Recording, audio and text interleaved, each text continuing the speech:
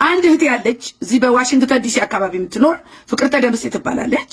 ጌታ በዚህ በራእይ በጣም ይጠቀምባታል። ከዚህ በፊት በምጽአት አዋጅ ነጋሪ እንትኗን አቅርባ ነበረ፣ ያየችውን ራእይ ማለት ነው።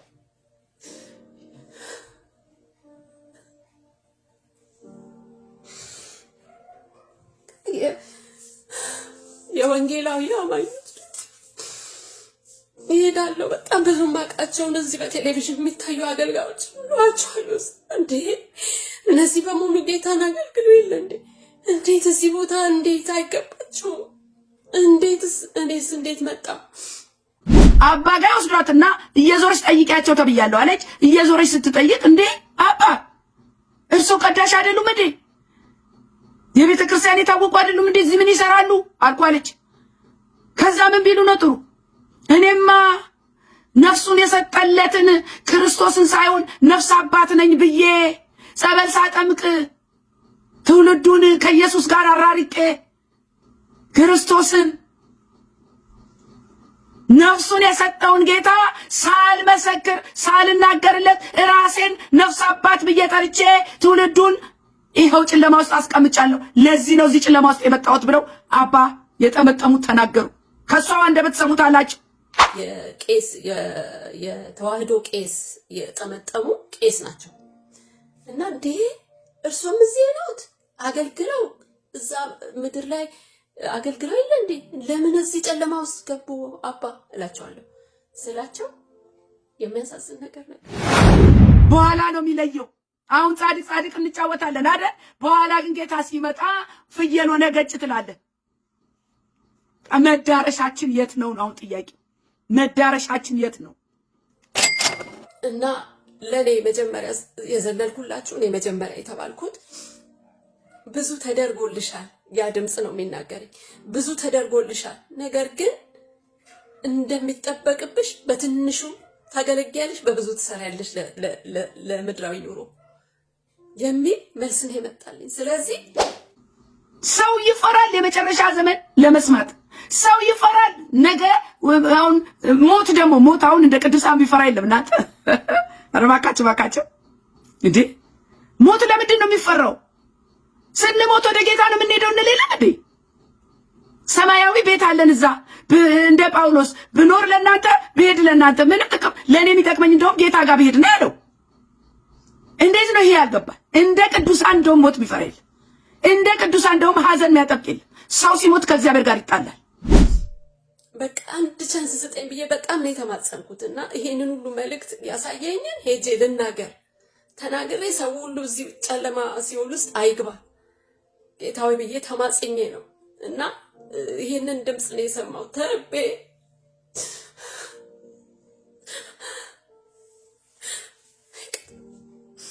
ከዛስ ምን ቢሉ ጥሩ ነው ነቢያቶቹ ደግሞ እኛ ደግሞ ክርስቶስን ሳይሆን ራሳችንን ሰብከን ይኸው ዛሬ እዚህ ያለነው በዙፋኑ የተቀመጠው ፍርድ ነጩ ፍርድ እስኪመጣ ድረስ እዚህ ቁጭ ብለናል። ፍርድ እየጠበቁ ነው ወገኖቼ። እውነት ነው መንግስተ ሰማያት አለ፣ እውነት ነው ሲኦል አለ። እኔ እውነቱን ልንገራችሁ፣ አምልጡ፣ በንስሐ ተዘጋጁ። ጌታ በደጅ ነው። ቅርታ ብዙ ክርስቲያን ድኛለሁ ጸድቄያለሁ መንግስተ ሰማያት ቀጥታ ገባለሁ በሚለው አስተሳሰብ አሁን የፈለገውን እያደረገ ነው ያለው። ኖ ወንድም አለ እኔ ነግራችኋለሁ ታሪኩን። በዚህ በማቴዎስ 25 ላይ ሰሙኝማ። በማቴዎስ 25 ቁጥር 31 ጀምሩ እንደዚህ ይላል፣ የሰው ልጅ በክብሩ በሚመጣበት ጊዜ ከእርሱም ጋር ቅዱሳን በመላእክት ሁሉ በዚያ ጊዜ በክብሩ ዙፋን ይቀመጣል ካለ በኋላ አሕዛብም ሁሉ በፊቱ ይሰበሰባሉ። እረኛም በጎቹን ከፍየሎቹ እንደሚለይ እርስ በርሳቸው ይለያቸዋል። በጎቹን በቀኙ ፍየሎቹን በግራ ያቆማቸዋል። በቀኙ ያሉትን ምን ይላቸዋል? እናንተ የአባቴ ብሩካን ይላቸዋል። ኑ ዓለም ከተፈጠረ ጊዜ ጀምሮ የተዘጋጀላችሁን መንግስት ውረሱ። አስጨናቂ ቦታ ነው ወገኖች፣ በጣም ያስጨንቃል። እና በቃ እግዚአብሔር ወይ እባክህን አንድ ዕድል ስጠኝ። መሞቴና እዛ ቦታ መሆን የገባኝና እዚህ ቦታ መምጣት የሌለባቸው ሰዎች ትክክለኛ ሰዎች አገልግለው ትክክለኛ ቦታ እንዲሄዱ እኔን መልሰኝ ብዬ ማጸናዋለሁ። የምጠብቅ ናፍቆቴ አንድ ቀን ስትመጣ በክብር ሰማዩ ሞልተው በመንፈስ ሩቅ አይቼ ዙሪያዬን እናለም እረሳለሁ። ሰላም ወገኖች፣ ኢትዮጵያውያን፣ ኤርትራውያን እንዴት ናችሁ? እንዴት ከረማችሁ? የእግዚአብሔር ጸጋና ሰላም ይብዛላችሁ። የታችሁ ጸገነት ነኝ። ይህ ወንጌል ለዓለም ሁሉ የቃልና መንፈሳዊ ምክር የእግዚአብሔር ደግሞ የመጨረሻው ዘመን የእግዚአብሔር ድምጽ የሚሰማበት አገልግሎት ነው።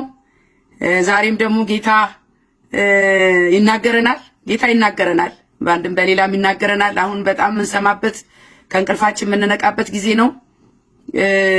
መልእክት ከማስተላለፍ ደግሞ ወደኋላ አንልም። እግዚአብሔር የተመሰገነ ይሁን። ይሄ መልእክት ደግሞ ለብዙዎች እንዲደርስ እባካችሁ ሼር እና ሰብስክራይብ አድርጉ፣ አዳርሱ። አትሊስት በማዳረስ እንኳን ለሌሎች በማስተላለፍ ወንጌልን መስራት አንዱ መንገዱ እሱ ነውና በዛ እንድትተባበሩኝ አደራላችኋለሁ። ጌታ የተባረከ ይሁን። እህቶች ወንድሞች፣ ዛሬ በጣም በቃ አይነኬውን አርዕስት ላነሳው ነው።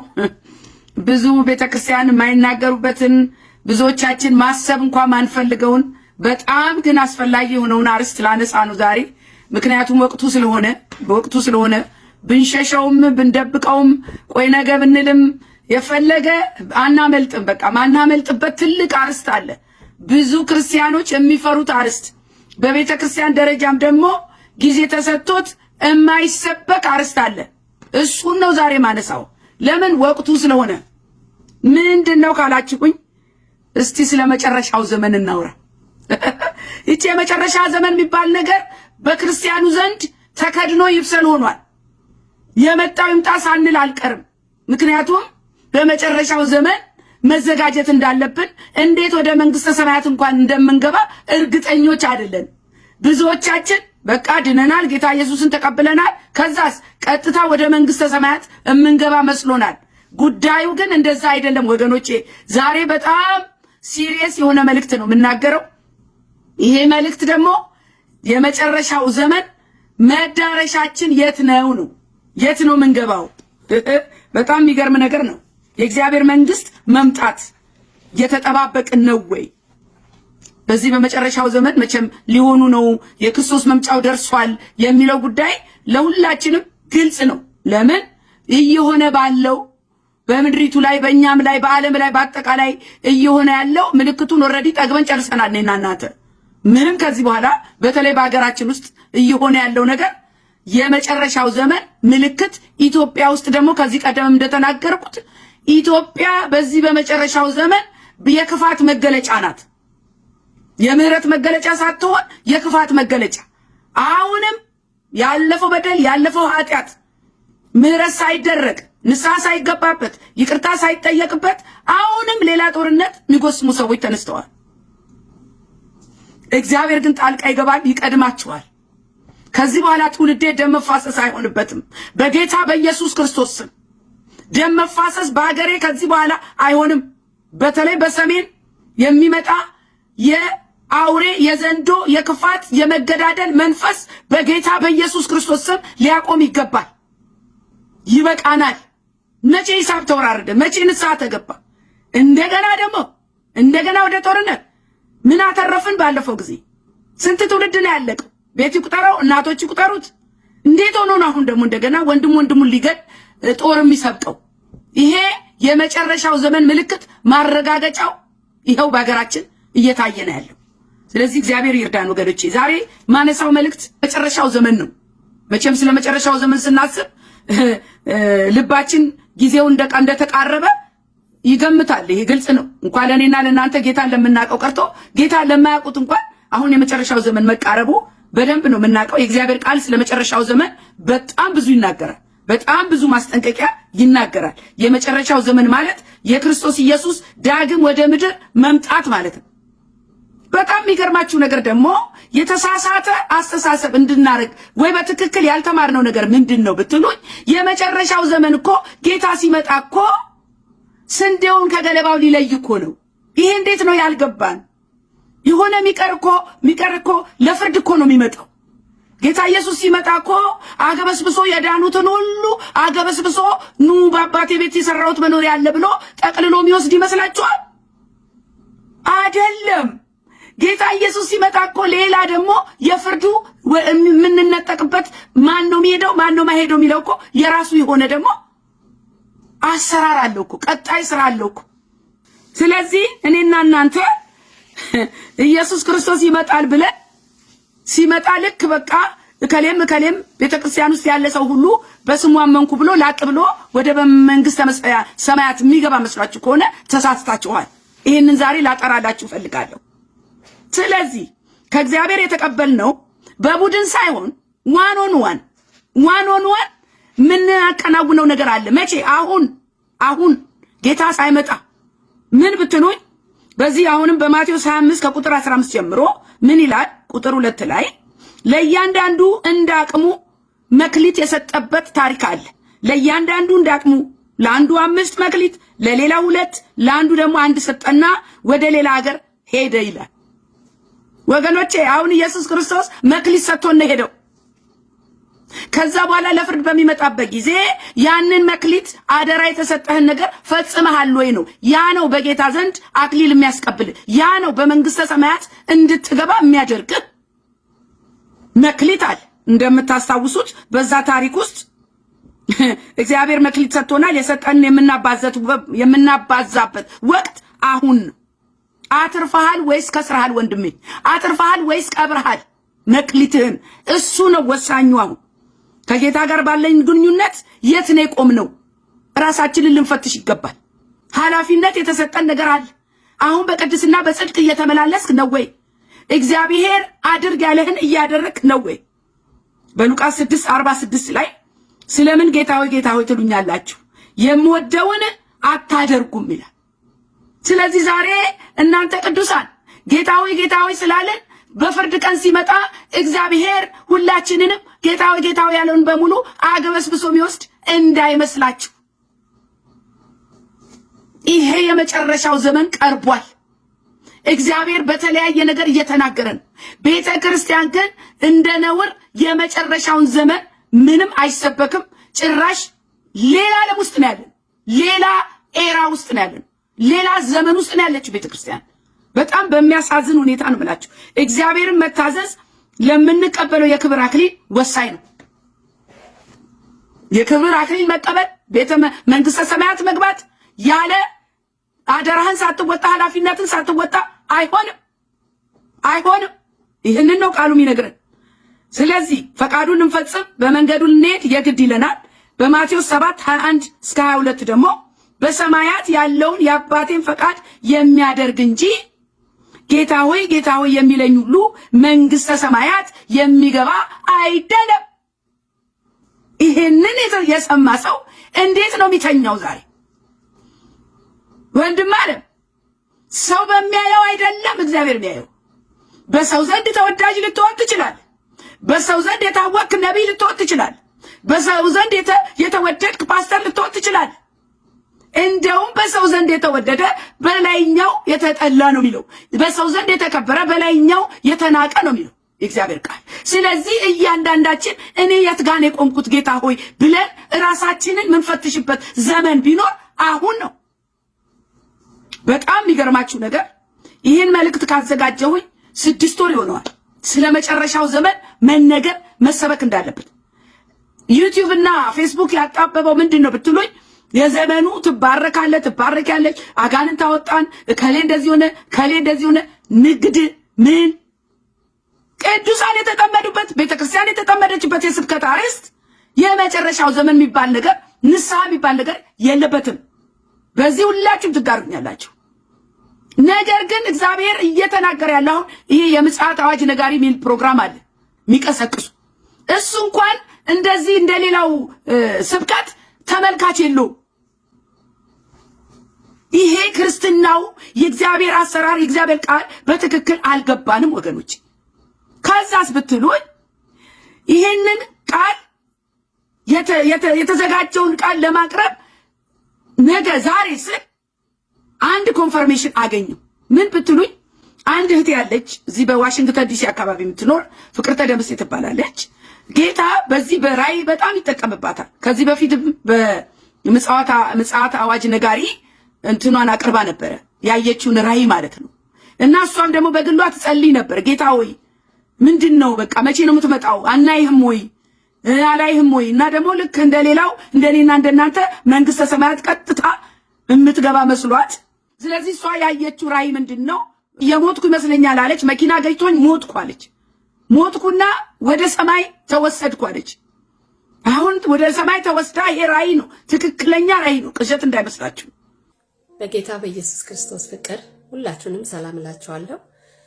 ስሜ ፍቅርተ ደምሴ ይባላለሁ። ከእግዚአብሔር በህልሜ መልእክት ተቀብዬ፣ መልእክቱ በጣም ከባድ ነው። እግዚአብሔር ይረዳኛል።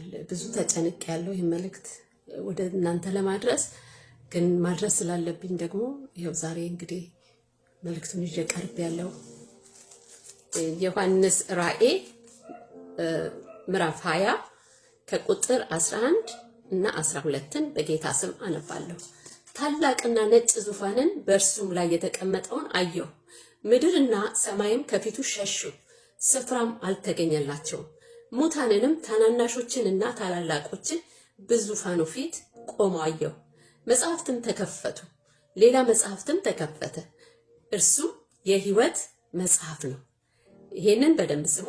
ሙታንም በመጽሐፍት ተጽፎ እንደነበረ እንደ ስራቸው መጠን ተከፈሉ። እግዚአብሔር ያድነን። በጣም ከባድ ነው ያየሁት። ወደ መንግስተ ሰማያት ሄጄ ይመስለኛል። መንግስተ ሰማያት ውስጥ እንደደረስኩ ጌታ ኢየሱስን ማየት ፈልጋለሁ፣ ጌታ ኢየሱስን አሳዩኝ ስል ጌታ ኢየሱስን አሁን አታዩም፣ ጊዜው አሁን አይደለም አንቺ የምታይበት፣ ነገር ግን የመንግስተ ሰማያት በሰማያት የተዘጋጀውን ስፍራ ግን አሳይሻለሁ የሚል እንደ ሰው ይመስላል ድምፁ። ደግሞም ለየት ያለ ነው። አጠገቤ ሆኖ ይናገረኛል እና አካባቢውን ሲያሳየኝ እንዴት እንደምገልጸው አላቅም። ለምክንያቱም የመንፈሳዊው ዓለም በዚህ በምድራዊ ስጋ ቋንቋ ለመግለጽ በጣም ያስቸግራል። ብዙ ጊዜ የምትቸገርበት ነገር እሱ ነው። የመንፈሳዊውን ዓለም በስጋዊ ቋንቋ መግለጽ አትችሉም። በቃ ይሄ ስጋዊ ቋንቋ አይገልጠውም። በምችለው ግን ሞክራለሁ እና የአበባ ቤት ነው የማየው። በቃ አበባ ብቻ በዚህ ምድር ላይ የሌለ ከለር አበባ ማለት ነው። እና ቤቶቹ እንደዛ ናቸው። ሰው የዓለም ሕዝብ ጠቅላላ እዛ ቦታ ላይ አለ። ሁሉም ግን አንድ አይነት ቆዳ ነው ያለው። ህልሙ የጀመረው በመኪና አደጋ አውቶቡስ ገጭቶኝ በመኪና አደጋ ሞቼ ወደ መንግስተ ሰማያት ስወሰድ በህልሜ ውስጥ ራሴን እንደዚህ መኪናው ተጋጭቶ ከመኪና አደጋ ውስጥ እንዴት ሞቼ ወደዛ እንደምሄድ ራሴን ታች ያለው ሰዎች ሲያለቅሱ ያለው አደጋ ደርሶባት ነው ተብሎ እኔ ወደ ሰማይ ሄዳለሁ። እዛ ከደረስኩ በኋላ በቃ ወዲያው እንደሞትኩ ገባኝ። ወደ መንግስተ ሰማያት እንደምሄድ እርግጠኛ ነኝ። ጌታ ኢየሱስ እንደማየው እርግጠኛ ነኝ። ቢኮዝ እግዚአብሔር ከአእምሮ ህመም ነው ከስኪዞፍሬኒያ የፈወሰኝ። የአእምሮ ህመምተኛ ነበር። መጽሐፍም ጽፌያለሁ።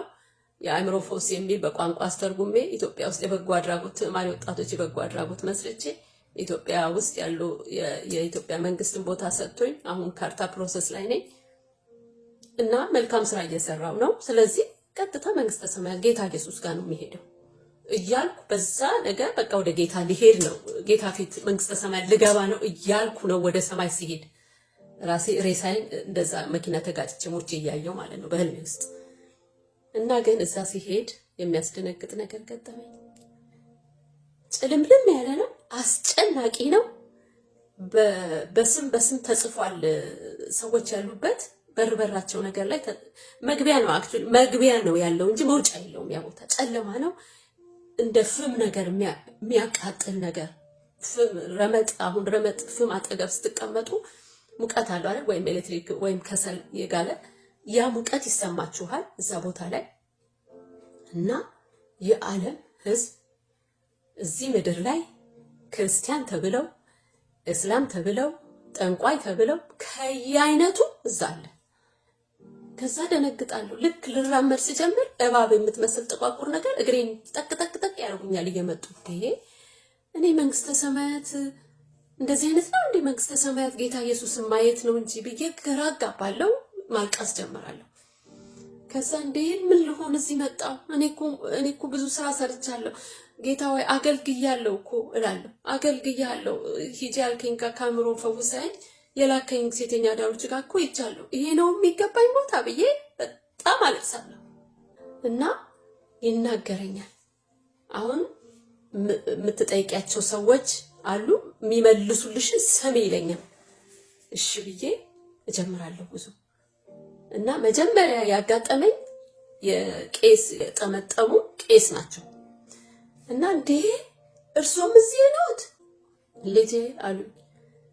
እኔ ነፍሱን የሰጠ ክርስቶስን አልሰበኩም። ነፍሱን ስለኛ የሰጠውን ሳልሰብክ የነፍስ አባት ነኝ ብዬ ጸበል ሳጠመቅ እሱን ሸፍኜ እኔ የነፍስ አባት ሆኜ በዛ አገልግሎት በመቆየቴ ይኸው ንስሐ ሳልገባ ወደዚህ መጥቼ ይኸው በዚህ ጨለማ ውስጥ ታይኛለሽ። የነጭ ፍርዱን እስኪደርስ ድረስ እየጠበቅን ነው ሲሉ በጣም አለቅሳለሁ። ወይኔ ጌታ ሆይ፣ ወይኔ ጌታ ሆይ፣ ማን ነው ታዲያ ማን ነው መንግስተ ሰማያት የሚገባው? ሁሉም ጨለማ ውስጥ ነው ያለው ብዬ በጣም አለቅሳለሁ።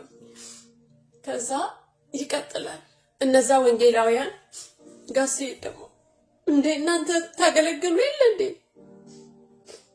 ነብያቶች አይደላችሁ እንዴ? እናንተ ነብይ አይደላችሁም እንዴ እላቸዋለሁ። እና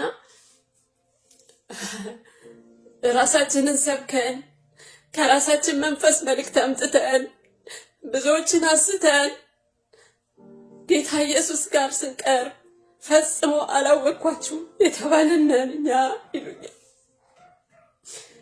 ታዲያ ማን ነው ጌታ ሆይ የሚድነው? ታዲያ ማን ነው ያገለገለ? እኔም ጩኸቴን ቀጠልኩኝ።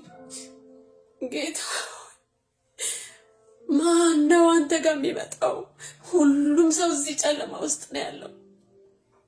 እያንዳንዱን እየጠየቁ አሁን እዚህ ላይ አልዘረዝረው፣ ሃይላይቱን ከነገርኳችሁ ሁሉም በጌታ ፊት ቀርበው እዛ ጨለማ ውስጥ ሆነው የነጩ ዙፋን ፍርድ ሰዓቱ እስኪደርስ እየጠበቅን ነው የሚል መልስ ነው ያገኘሁት። ስለዚህ ባካችሁ ወገኖች ልለምናችሁ፣ በጌታ ፍቅር ልለምናችሁ፣ መጽሐፍ ቅዱስ የሚሰጣትን ክብር ሁሉ ለማርያም ሰጣለሁ። ነገር ግን ማርያም ያላለችውን ወደ እኔ ጸልዩና እኔ ያደርሳለሁ ያላለችውን እሷ ያለችው ለአገልጋዮቹ ይላል እርሱ የሚላችሁን ስሙና አድርጉ። እባካችሁ ማስተዋል፣ እባካችሁ ንስሐ። ሰውን የምትገሉ ነቢያት መድኃኒት እያስጣላችሁ ተመለሱ፣ ጌታ ተመለሱ፣ ጅራፌን ይዤ ወጥቻለሁ ይላችኋል። ተመለሱ። ምንም ሆነ ምን ሃይማኖት አያድንም፣ ነብይነት አያድንም። አይቼው መጥቻለሁ፣ በድፍረት እናገራለሁ። ተመለሱ። በመጨረሻም እድሉ ተሰጥቶኝ ይሄንን ሄደሽ ቢሰሙሽም ባይሰሙሽም ተናገሪ ስለተባልኩኝ እኔ ይኸው እጄን ታጥቤያለሁ። አምላክ ያለኝን መልእክት አስተላልፌያለሁ፣ ሳልጨምር ሳልቀንስ። ፕሊዝ ሰብስክራይብ እና ሼር አድርጉት ለመሰላችሁ ለብዙዎች ድረስ። ይሄ እግዚአብሔር የሰጠኝ ኮንፎርሜሽን ነው፣ በእህታችን በፍቅርተ በኩል የተነገረው። ለተዘጋጁት ደግሞ የተዘጋጀ ቦታ እንዳለው። ስለዚህ አሁን እኔና እናንተ እያንዳንዳችንንና በእግዚአብሔር የፍርድ ወንበር ፊት ለፊት የምንቀመጠው ራሳችንን በጌታ ፊት አሁን ቁጭ ብለን ጌታ ሆይ አንተ በምትፈልገኝ ፖዚሽን ነኝን? በእኔ ደስ ይልሃልን? እኔ መንግስተ ሰማያት እገባለሁን? መዳረሻዬ መጨረሻዬ የት ይሆን ብለን ምንጠይቅበት ዘመን ቢኖር አሁን ነው። ቤተ ክርስቲያን ደግሞ በኃይለኛው የመጨረሻውን ዘመን የክርስቶስን መምጣት አዋጅ ነጋሪት የምትጎሽምበት ጊዜ ነው፣ ትውልድ የምታነቃበት። አለበለዚያ እኮ ተያይዘን ልንጠፋ ነው ወገኖቼ። በአሁኑ አካሄዳችን እኮ በፍጹም ቤተክርስቲያን የምትነጠቅበት ደረጃ ኢየሱስ ክርስቶስ መጥቶ የሚወስዳት ደረጃ ላይ አይደለችም። በአባቴ ቤት መኖሪያ አለኝ ላዘጋጅላችሁ ሄዳለሁ ያለው እኮ መኖሪያው እኮ ለኛ ለተዘጋጁት እኮ ነው። ማንም እንደማይሄድ ዛሬ እንንቃ ወገኖቼ። ዋናውና ትልቁ ልናስብበትና ልንዘጋጅበት የሚገባን ነገር ጌታ ሲመጣ ከተመረጡት ወገኖች ነን ወይ? በግ ነህ ወይስ ፍየል ነህ? በጣም የሚገርማችሁ ነገር ማንም ቅዱሳን ጠይቁ፣ ስለመጨረሻው ዘመን ማሰብም አይፈልጉ። ነገ ሲሄድ የት ሄዳለሁ? እውነት በትክክለኛው መንግስተ ሰማያት ነው ወይ የምገባው? ወይ ደግሞ ጌታን ነው ወይ ማገኘው? ጌታን አሁን አታገኝም። ጌታው የት ነው ያለው? ጌታው የት ነው ያለው አልኳለች በዛ በህልሟ ውስጥ። አሁን አታዩም አለኝ አለች። አሁን አታዩም፣ የሰው ድምጽ ይሰማኛል አለች። አሁን ጊዜው አይደለም እሱ ለማየት። ለምን? እዚህ ያለ መጠናቀቅ ያለበት እታለም ዝም ብሎ ተግበስብሶ ወደ መንግስተ ሰማያት መግባት የለም። ገና ስንዴው ከገለባው ይመረጣል፣ ይበጠራል። ከዛስ ብትሉኝ የሰው ልጆች ግን ይህን የመጨረሻውን ዘመን የእግዚአብሔር መንግስት መምጣት ያስተዋሉ አይመስልም። ቃሉ በሚለው መሰረት ግን በእኛ ዘመን የመጨረሻው ዘመን መቃረቡን የሚያሳዩ ምልክቶች እየተፈጸሙ ናቸው። ማዕበሉ እየቀረበ ነው። የምጽአት ነጋሪ እየተጎሸመ ባለበት በዚህ ጊዜ ሰዎች ልክ እንደ ኖህ መርከብ ዘመን እስከገባበት ቀን ድረስ ምን ያደርጋሉ ብትሉኝ፣ ይበላሉ፣ ይጠጣሉ፣ ይጋባሉ፣ ይወልዳሉ፣ ይነግዳሉ እኮ። ነጋዴ ሆነናል እኮ። አይገርማችሁም? ድግስ አለ እኮ በየቦታው። ዘመኑ ግን የድግስ አይደለም። ዘመኑ የመጋባት አይደለም። ዘመኑ የመዋለድ አይደለም። ዘመኑ የንግድን የምድራዊ ኑሮን ማመቻቸት ዘመን አይደለም። የጌታን መምጣት በጉጉት የምንጠባበቅበት ዘመን ነው። ጌታ ሆይ ባለ አይደለም። እሱንም ተናግረናል። እንዲሁም ደግሞ በሎጥ ዘመን እንደሆነው ይበሉ ይጠጡም፣ ይነግዱም፣ ይሸጡም፣ ይበሉ ይተክሉም፣ ቤትም ይሰሩ ነበር። የግል ቤት ይሰራል፣ ቤተክርስቲያን ህንጻ ይታነጻል። እዚህ ጋር እኮ ትውልድ በክርስቶስ መምጣት ላይ ያለው ግንዛቤ ምንም የለም። ምንም። በጣም የሚያሳዝን ነገር ሎጥ ከሰዶም በወጣበት ቀን ግን ከሰማይ እሳት እና ዲን ዘነበ፣ ሁሉንም አጠፋ። የሰው ልጅ በሚገለጥበት ቀን እንዲሁ ይሆናል ይላል ሉቃስ 17:30 ላይ። እኛ ግን የነቃን አይመስልም። ዘመኑ መቃረቡን የሚያመለክቱ ብዙ ነገሮች እያየን ቢሆንም ተዘናግተናል። እየተዘጋጀን አይደለም። እንዲያውም የዓለምኛውን ነገሮች በስተው ይታያሉ። እንዳልኩት መዋለዱ፣ መጋባቱ በዚህ በማቴዎስ 24:42 ላይ ጌታችሁ በምን ሰዓት እንደሚመጣ አታውቁምና እንግዲህ ንቁ፣ ስለዚህ እናንተ ደግሞ ተዘጋጅታችሁ ኑሩ፣ የሰው ልጅ በማታሰቡበት ሰዓት ይመጣልና ይላል እግዚአብሔር ቃል። ወገኖቼ እንንቃ። ጌታ ሊመጣ በደጅ ነው። ክርስቶስ ሲመጣ ግን ሲተጉ የሚያገኛቸው፣ ሲተጉ የማያገኛቸውን ያጠፋቸዋል። ሲተጉ የሚያገኛቸው ብፁዓን ናቸው። በዚህ በሉቃስ 12:46 ላይ የጌታውን ፈቃድ አውቆ ያልተዘጋጀ እንደ ፈቃዱም ያላደረገ ያ ባሪያ እጅግ ይገረፋል ይላል። ወገኖቼ የጌታውን መምጣት የሚጠባበቅ ታማኝና ልባም መጋቢ ልንሆን ይገባናል። ያ ክፉ ባሪያ ግን ጌታዬ እስኪመጣ ይዘገያል ብሎ ያልታዘዘውን ሲያደርግ፣ ሌሎችንም ሲያንገላታ፣ ሲበላ፣ ሲጠጣ፣ ሲሰክር ከረመ። የዛ ባሪያ ጌታ ባልጠበቃት ቀን ባላወቃትም ሰዓት ይመጣል። ከሁለቱም ይሰነጥቀዋል፣ እድሉንም ከማይተመኑ ጋር ያደርጋል። አሁን እናንተ የቤተ ክርስቲያን አገልጋዮች እያደረጋችሁ ያላችሁትን ፈትሹት፣ ለራሳችሁ ፈትሹት። ጌታ ሲመጣ አለ፣ ፕሮሰስ አለው። ዝም ብሎ አይደለም የምንነጠቀው። ስለዚህ ከየትኛው ወገን ነን?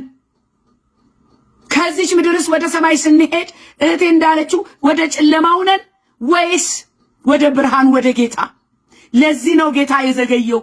ለምን ብትሉኝ እኔና እናንተ እስክንመለስ ድረስ፣ እኔና እናንተ ወደ ትክክለኛው መስመር ወደ እግዚአብሔር ሐሳብና ፈቃድ እስክንገባ ድረስ መንገዳችንን ደግሞ ስተናል።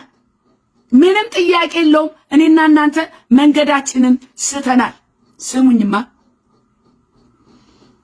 በመጨረሻዎቹ ቀናት የሰው ልጆች የሚገለጡበት ባህሪ ግልጽ እያየን ነው። ራሳቸውን የሚወዱ ያልተገለጸውን ብንጠቅስ እኮ ይቀለናል። እኔና እናንተ ገንዘብ የሚወዱ፣ ትምክተኞች፣ ትቢተኞች፣ ተሳዳቢዎች፣ ለወላጆቻቸው የማይታዘዙ የማያመሰግኑ፣ ቅድስና የሌላቸው፣ ፍቅር የሌላቸው፣ እርቅ የማይሰሙ ይሄው በአገር የሚታየው፣ ይሄው በቤተ ክርስቲያን የሚታየው፣ ይሄው በቤተሰብ ውስጥ በትዳር የሚታየው እግዚአብሔር ያየዋል። ወንድም ዓለም አንተ ብትደብቀውም እግዚአብሔር እያንዳንዱን ቀን ያየዋል። አካሄድህን፣ አገልግሎትህን፣ የእግዚአብሔርን ነገር ያየዋል። እርቅ የማይወዱ ችኩሎች፣ ከዳተኞች፣ በትዕቢት የተነፉ ከእግዚአብሔር ይልቅ ተድላን የሚወዱ ይሆናሉ። የአምልኮ መልክ አላቸው፣ ኃይሉን ግን ክደዋል። ይቺ በጣም እርግጥ ናት። የአምልኮ መልክ አለን እኮ ሃሌሉያ አትሉ? የአምልኮ መልክ አለን። ጌታው ይላል፣ ጌታ ይባርክሽ ይላል፣ ምን ይላል? ግን ሲገለጥ እኮ ነገሩ ባዶ መቃብር ነው። የኔና እናንተ ጉዳይ አንድ ሰሞን ሆይ ሆይ እንላለን። አሁን ይረሳና ደግሞ ወደዛው ወደ ጥፋታችን እንገባለን። ይረሳል እኮ። ግን የእግዚአብሔር ነገር ሁል ጊዜ በጽናት ነው። ሁል ጊዜ በትጋት ነው። ሁል ጊዜ በአንድ አይነት መንፈስ ነው። ዛሬ ሞቅ ሞቅ፣ ነገ ደግሞ እንቅልፍ መኝታ። አረ አይሆንም እንደሱ። አንድ ሰሞን ሞቅ ሞቅ እንላለን። አሁን ይሄ ያለፈው ቅዳሜና እሑድ የሳምንት በፊት የነበረው እሱ ሞቅ ሞቅ ሞቅ አድርጎን ሄደ። አሁን ደግሞ ተመልሰን ገብተናል ወደዛው አምልኮ በሚመስል ጭፈራ። ወንድም አለ በዚህ ላይ አይደለም መንግስተ ሰማያት። እውነተኛ በመንፈስ በስልጣን በኃይል በእግዚአብሔር ፈቃድ በቃሉ መሰረት ያደረግነው የታዘዝነው ነገር ነው። ስለዚህ የተሰጠን መክሊት የት ነው ያለው? አሁን መክሊትሽ የት ነው ያለው? ታለ መክሊት የት ነው ያለው? ወንድም አለ አሁን ማባዣው ሰዓትም ጌታ ሲመጣ እንዳናፍር። አላቃችሁም ነው የሚለው። ደግሞ በስምህ አጋንንት አላወጣንም እንዴ? በስምህ አልፈወስንም እንዴ? በስምህ የሚባል ነገር የለም ወንድሞቼ እህቶቼ። እግዚአብሔር የሚሰራው በሱ ፈቃድ በሱ ቃል መሰረት ህይወታችንን ስንመራ ስንታዘዘው ብቻ ነው። ይሄንን በጣም አደራ ልላችሁ ይገባል። እግዚአብሔር የተባረከ ይሁን። ስለዚህ የዛሬው መልእክቴ ዋናው ሐሳብ ምንድነው ካላችሁኝ፣ የመጨረሻው ዘመን መዳረሻዬ የት ነው ነው። ታውቀዋለህ ወንድሜ? ታውቂዋለሽ እህቴ? እርግጠኛ ነሽ? እርግጠኛ ነሽ የጠበቅሽውን ጌታን ለማየት? እርግጠኛ ነህ ያንን የጠበቅከውን ጌታ ለማየት? ዛሬ ማድረግ ያለብህን አድርግ። መዳናችን መጽደቃችን በእምነታችን ነው። ካመንን ከጸደቅን በኋላ ግን እኔና እናንተ በእግዚአብሔር ፊት የምናቀርበው አክሊል አለ። መንግስተ ሰማያት በሰማይ ያለውን የአባቴን ፈቃድ የሚያደርግ እንጂ ጌታ ሆይ ጌታ ሆይ የሚለኝ ሁሉ መንግስተ ሰማያት የሚገባ አይደለም። ይሄ ካላስደነገጣችሁ ምን ሊያስደነግጣችሁ ይችላል? ከዋትሉ አረ ጌታ ሆይ ለካ ጌታ ሆይ ማለት አይደለም። ከዛስ ፈቃዱን ማድረግ የሚባል ነገር አለ። ግን ይሄ መንፈስ ግን በስራ ነው የሚጸደቀው፣ በስራ ነው ከሚሉት በዛኛው ቤት ካለው ሐሳብ ጋር እንዳይምታታባችሁ። እኛ የዳነው ክርስቶስ ኢየሱስ ጌታ እንደሆነ አምነን ተቀብለን ነው። የመጨረሻው ዘመን ደርሷል። ጌታ ኢየሱስ ክርስቶስ ሊመጣ በደጅ ነው። የሚመጣው ደግሞ ለፍርድ ነው። ይሄን ሐሳብ እንድትረዱልኝ እፈልጋለሁ። እርግጠኛ ለመሆን ጌታ ኢየሱስ ሲመጣ ይዞኝ ጥቅልል አድርጎ እኔም እነጠቃለሁ የሚል መንፈስ ውስጥ መግባት አለብን። መቼ? አሁን ስንዘጋጅ እንዳካሄዱ ስንሄድ ፈቃዱን ስንፈጽም። ስለዚህ በዚህ በመጨረሻው ዘመን የተጠቀሱትን እነዚህን ቃላቶች እያንዳንዱን ገብታችሁ እንድታነቡ አደራ እላችኋለሁ። አንድ የመጨረሻ ጥቅስ ልናገርና ሐሳቤን አጠቃልላለሁ። በዚህ በማቴዎስ 24:37 ላይ የኖህ ዘመን እንደነበረ የሰው ልጅ መምጣት እንዲሁ ይሆናል ይላል። ስለዚህ ዘመኑ የኖህ ዘመን ነው። አሁን መርከብ የሚሰራበት ዘመን ነው። ወንድሜ መርከብን ስራ፣ ራስን አስመልጥ፣ ራስን አድን። ጌታ ኢየሱስ ይመጣል። ቢዘገይም ይመጣል። እመጣለሁ ብሎ አይቀርም። ቃሉ ይፈጸማል፣ ያለው ይሆናል። ስለዚህ እኔና እናንተ ተዘጋጅተን እንጠብቅ። ቤተክርስቲያን ሆይ የመጨረሻውን ዘመን ስበኪ። የመጨረሻውን ዘመን ስበኪ፣ ትውልዱን ለጌታ ኢየሱስ ክርስቶስ መምጣት አዘጋጂ። አሁን የዝላይ ዘመን የበረከት መጥቷል፣ ተዘጋጁ። ምንም እንዘጋጀው ነገር የለም። ምንዘጋጀው የጌታን መምጣት ነው። ይህንን አደራ እላችኋለሁ። እግዚአብሔር የተባረከ ይሁን። መልእክቴን ጨርሻለሁ። ጌታ ይባረክ። ኢየሱስ ይመጣል። እህቶቼ ወንድሞቼ፣ መልእክቶቼን ሼር በማድረግ ሰብስክራይብ በማድረግ አሜን በማለት የምትተባበሩ ሁሉ ጌታ ይባርካችሁ ማለት ወዳለሁ። ተባረኩልኝ። መልካም ዊኬንድ ቅዳሜና እሑድ ይሁንላችሁ። ሻሎም ሻሎም። ሃሌሉያ። የምጠብቅ ናፍቆቴ አንድ ቀን ስትመጣ በክብር ሰማዩ ሞልተኸው በመንፈስ ሩቅ አይቼ ዙሪያዬን እናለም እረሳለሁ።